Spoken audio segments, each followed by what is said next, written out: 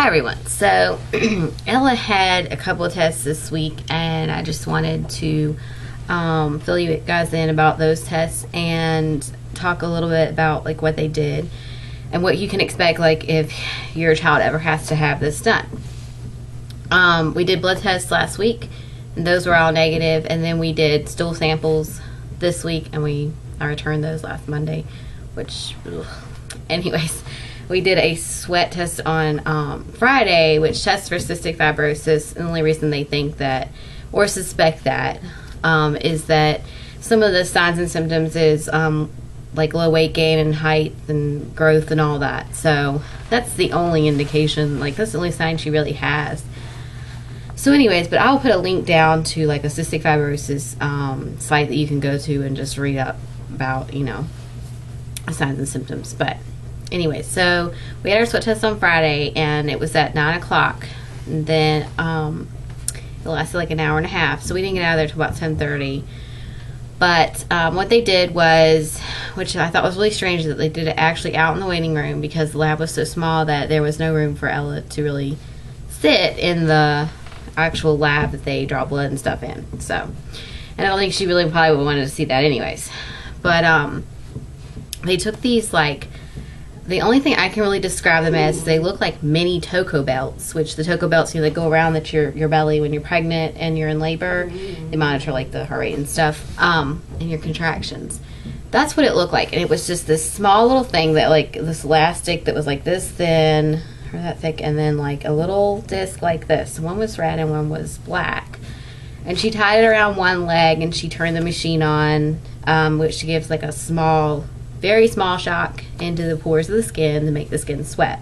They told us that we could not have her on antihistamines, anything like that, because of course antihistamines are very drying, and she needed to be really well hydrated.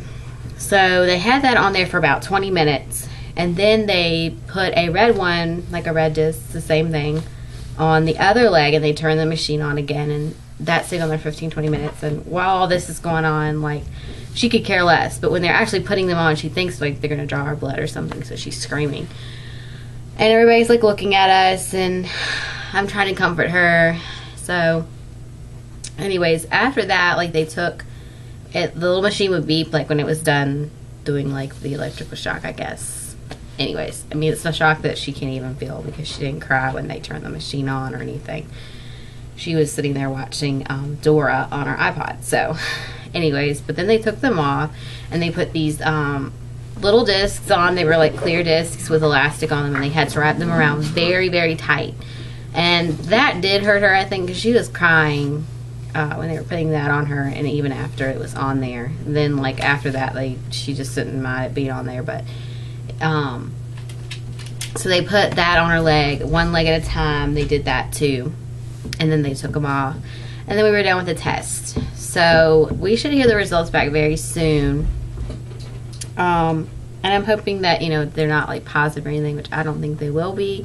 I really don't believe she has cystic fibrosis. It's like a respiratory disease, and a lot of times these kids, they cannot get any mucus up. It gets sucked down in their lungs, and they have to have this like therapy where they go and they beat on their backs to get this stuff out of their lungs every morning. This happens.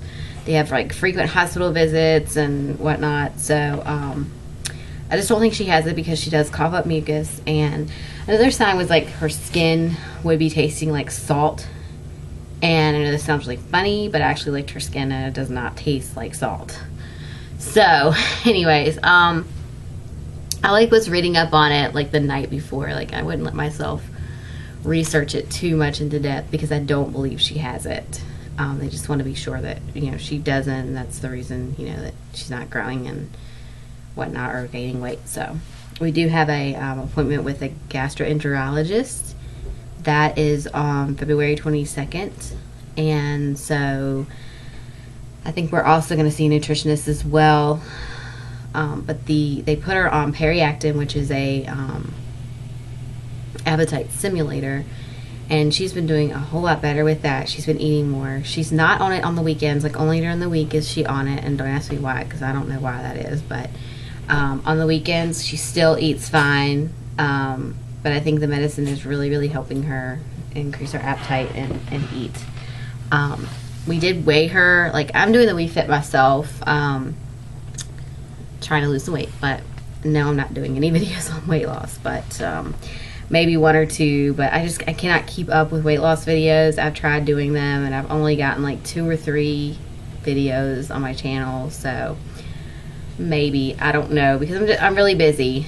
And anyway, so we weighed her on the We Fit, and she was like 19.2, but that was with all her clothes on. So she may be a little more than that, a little less than that, but anyways. But basically, I just do the We Fit at night, and so I really just don't have time to make a whole lot of videos. The only reason I have any time right now is because my husband's watching my daughter upstairs, and he allowed me to make this video. So anyways, but just a little update on life there. But get down, Chloe. So anyways, but if you have any questions, don't hesitate to ask. And thanks for watching.